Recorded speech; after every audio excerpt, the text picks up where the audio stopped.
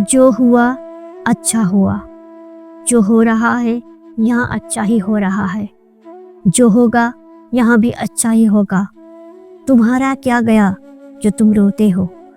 तुम क्या लाए थे जो तुमने खो दिया? तुमने क्या पैदा किया जो नष्ट हो गया? तुमने जो लिया यही से लिया, जो दिया यही पर दिया। जो आज तुम्हारा है कल किसी और का था, परसों किसी और का हो जाएगा। परिवर्तन ही संसार का नियम है। दोस्तों, सबसे पहले समझते हैं कि श्रीमद् भागवत गीता का मूल संदेश क्या है। जब भगवान श्री कृष्ण ने कुरुक्षेत्र में अर्जुन को गीता का उपदेश दिया, ये उपदेश न केवल अर्जुन के लिए बल्कि हम सभी के लिए एक अमूल्य धरोहर है।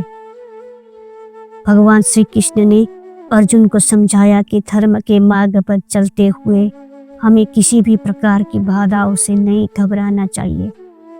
जब अर्जुन युद्ध के मैदान में अपने कर्तव्य को लेकर असमंजस में थे, तो भगवान श्री कृष्ण ने उन्हें उनकी आत्मा की अनंत शक्ति का एहसास कराया।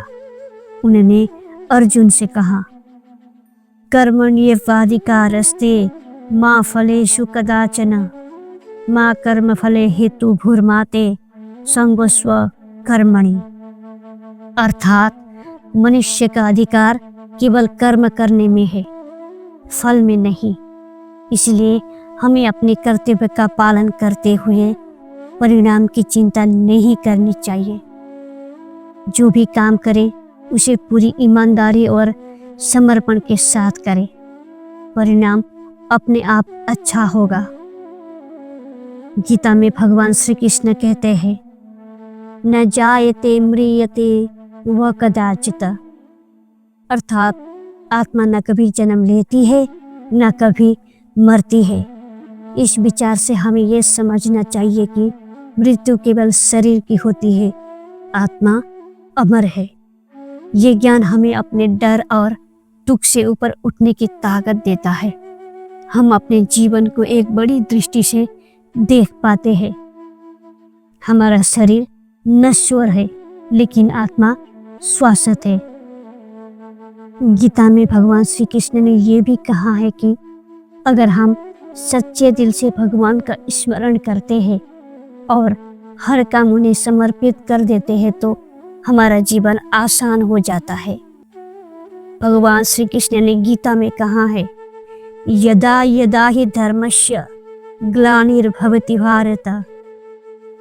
इसका मतलब ये है कि जब जब धरती पर अधर्म बढ़ेगा तब तब भगवान धरती पर आएंगे और धर्म की स्थापना करेंगे।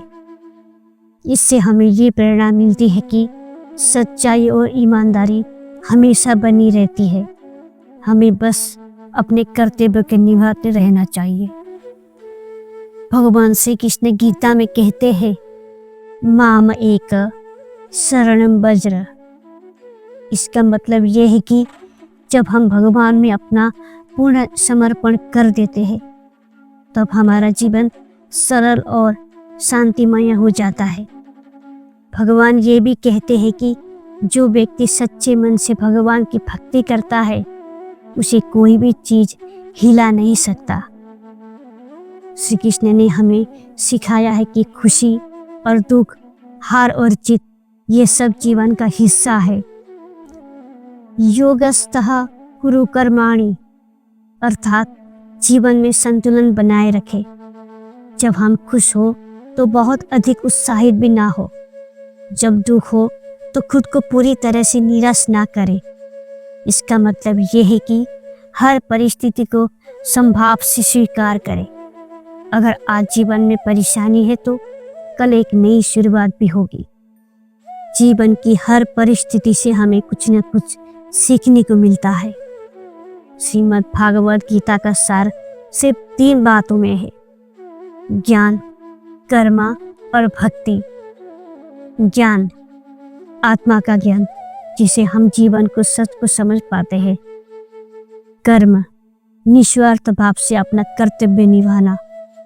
और भक्ति, ईश्वर के प्रति पूर्ण समर्पण। जब हम इन 3 बातों को अपने जीवन में अपनाते हैं तो हमारा जीवन सुखमय और सफल हो जाता है। महाभारत में भगवान श्री कृष्ण सिर्फ भगवान नहीं थे, बल्कि अर्जुन के सच्चे मित्र और मार्गदर्शक भी थे। उन्होंने हमेशा अर्जुन को सही रास्ता दिखाया। हमें भी सीखना चाहिए कि हम अपने दोस्तों और परिवार के लिए ऐसे ही सच्चे मार्गदर्शक बने। याद रखें, सच्चा मित्र वही है जो आपके साथ सही और गलत में फर्क समझाए। तो आइए हम सब श्रीमद् भागवत गीता के इन उपदेशों को अपने जीवन में आत्मसात करें और अपने कर्तव्य का पालन करते हुए जीवन में आने वाली सभी चुनौतियों का सामना करें। भगवान श्री कृष्ण का आशीर्वाद सदा हम सब पर बना रहे। कर्म ही धर्म है और हर परिस्थिति एक नई सीख है। जय श्री कृष्ण।